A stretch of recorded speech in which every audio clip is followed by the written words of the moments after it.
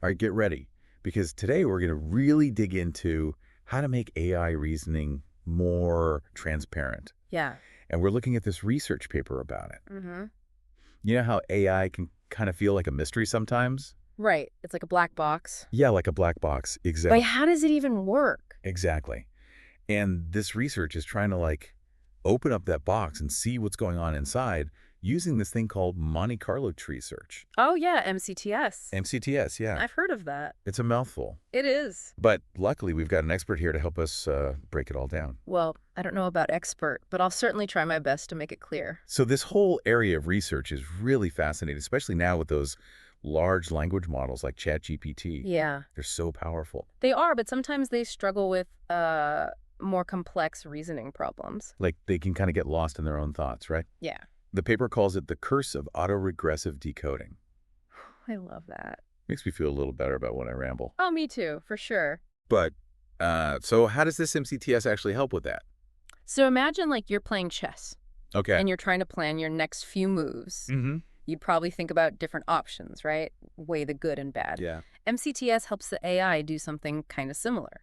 How It about now? basically explores a problem by simulating different actions, and then it can kind of evaluate how effective those actions are going to be in getting to the solution. So instead of just making one move, it's thinking several steps ahead. Right, like a grandmaster. Like a grandmaster, exactly. That's the goal. That's awesome. And so to test this out, the researchers used this classic AI problem called Block's World.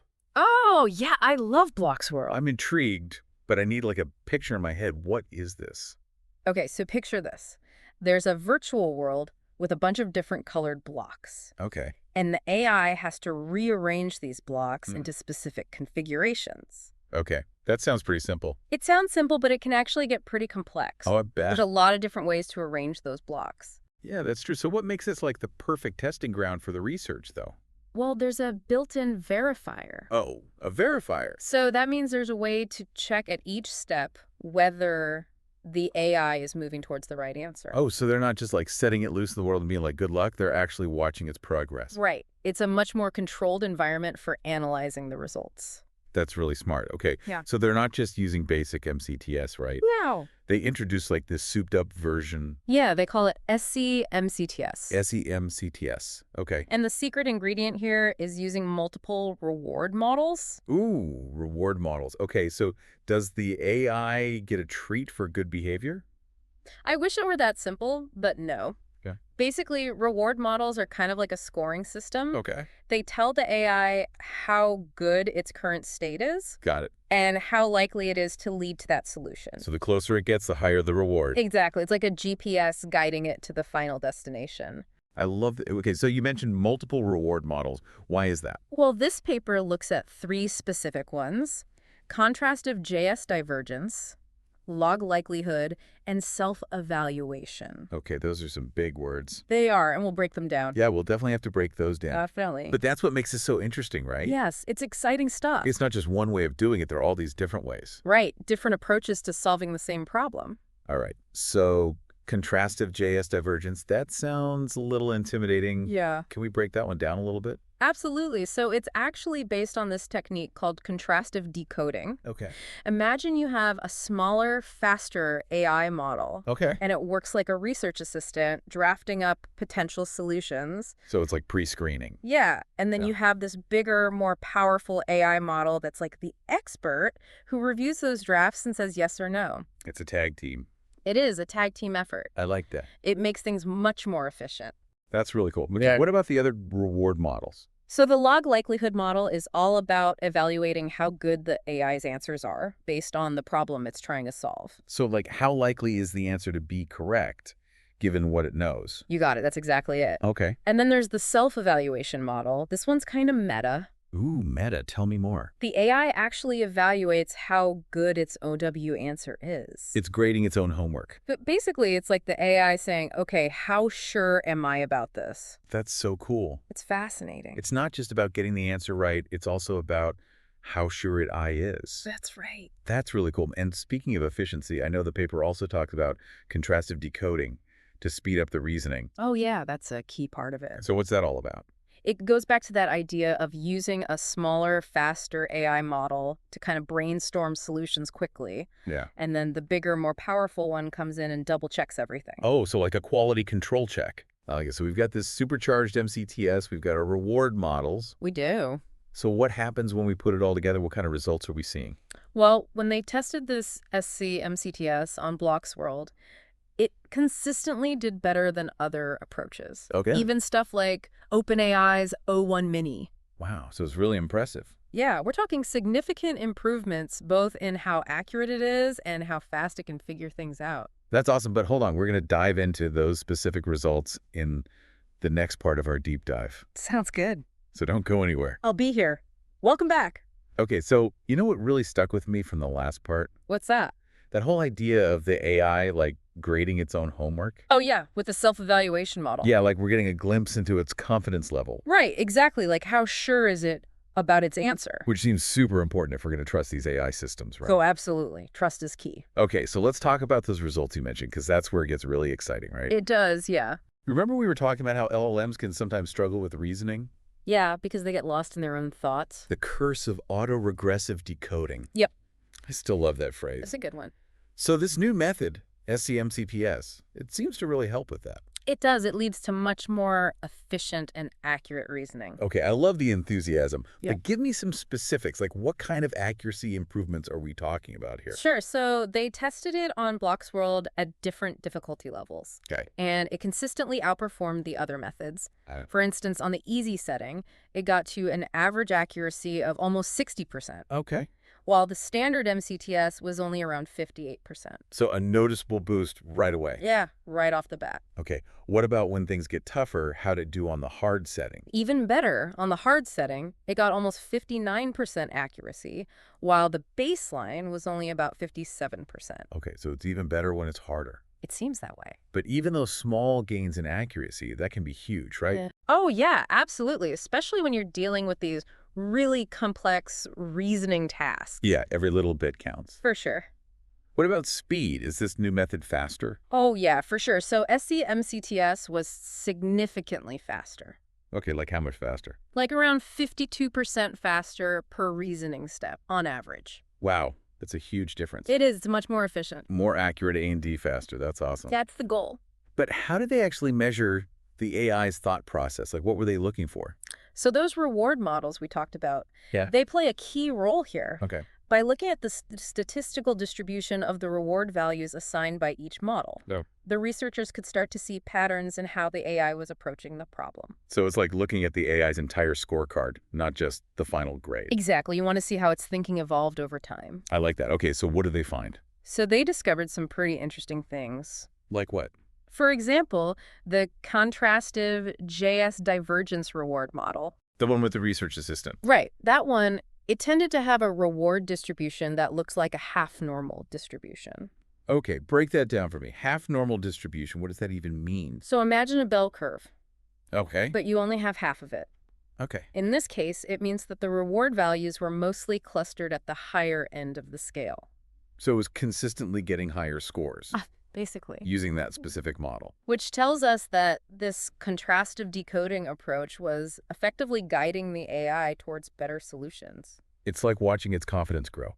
You could say that. I love that. Okay, what about the other reward models? Did those show anything interesting? Yeah, so the log likelihood model. The one that evaluates how good the answer is. Right, that one showed a distribution that was more like a standard bell curve. So more symmetrical? Yep, a normal distribution. What does that tell us? It suggests that the AI was exploring a wider range of possibilities, Yeah. Considering more options. Not getting tunnel vision. Exactly, keeping its options open like a good problem solver should. I like that. What about the self-evaluation model and the insights there? Yeah, so with the self-evaluation, the reward values were more concentrated towards the lower end of the scale, Oh, interesting. which hints that the AI might have been a bit more cautious.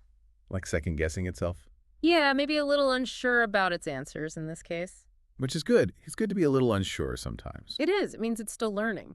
Exactly. So it's like the AI is raising its hand saying, hey, I'm not 100% sure about this, but I'm trying my best. And that's valuable information for the researchers. Absolutely. So we've seen how these reward models give us this window into the AI's thought process. Right, they provide a lot of insight. But what's the bigger picture here? Like, how can we actually use this knowledge to improve AI systems? Well, that's where it gets really exciting because by understanding how these reward models influence AI reasoning, Yeah. we can potentially design better AI systems that are not only more accurate and efficient, Yeah. but also more interpretable. So we're not just passive observers anymore. Yep. We're actively shaping how AI evolves. Exactly. We're moving from observation to participation.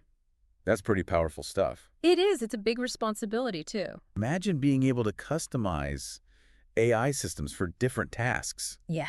by adjusting these reward models. It's like giving them specific instructions on how to think. We could have AI doctors who are better at diagnosing certain diseases.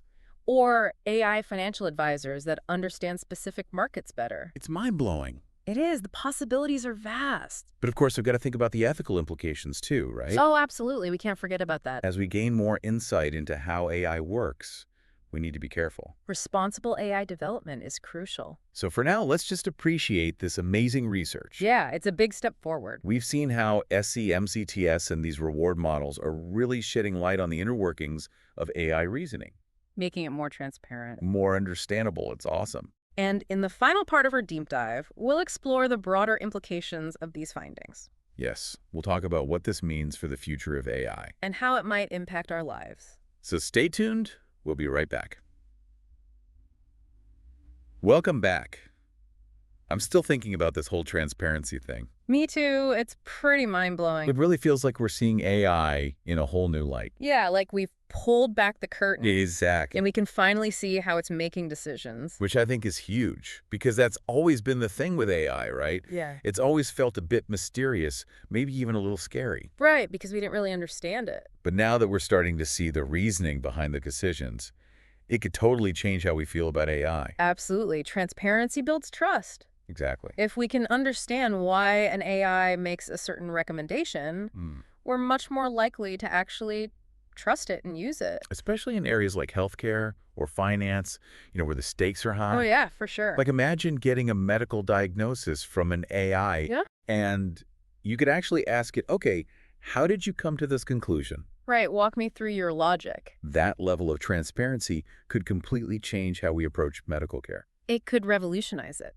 And think about bias in AI. Oh, that's a big one. If we can understand the reasoning behind the AI's decisions, we can actually start to identify and correct any biases that might be in the algorithms. Yeah, that's crucial for fairness, Especially in things like criminal justice or loan applications.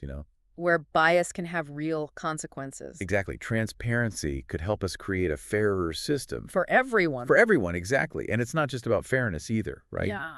Transparency can also lead to more reliable AI. Oh, absolutely. Because if we understand why it makes a decision, Yeah.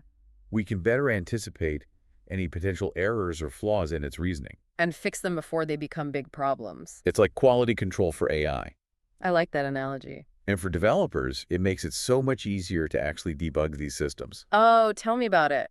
Right now, it's like finding a needle in a haystack. It can be a nightmare. But if we can actually trace the AI's reasoning step by step, But then we can pinpoint the issue much faster. and that means faster innovation. Exactly. We can create better, more reliable systems more quickly. And what about education? Have you thought about that? Oh, yeah.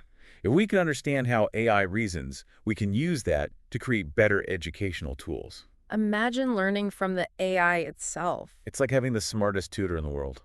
That's the dream. Okay, but of course we got to talk about the downsides.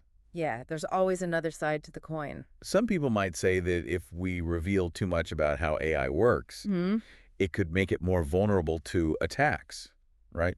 That's a possibility. We have to be careful. It's a balance, right? Yeah. Transparency versus security. We need to be mindful of the risks, but also embrace the potential.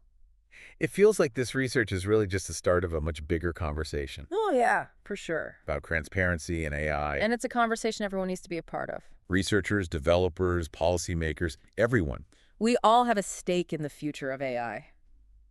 So as we wrap up this deep dive, I'm feeling a mix of excitement and cautious optimism. Yeah, I get that. We're at the beginning of something huge, A new era of AI. where transparency is key. It's going to be fascinating to see what happens next. To all our listeners out there, if you're interested in learning more, check out the show notes for a link to the research paper. It's a great read. Keep exploring, keep questioning, and keep diving deep.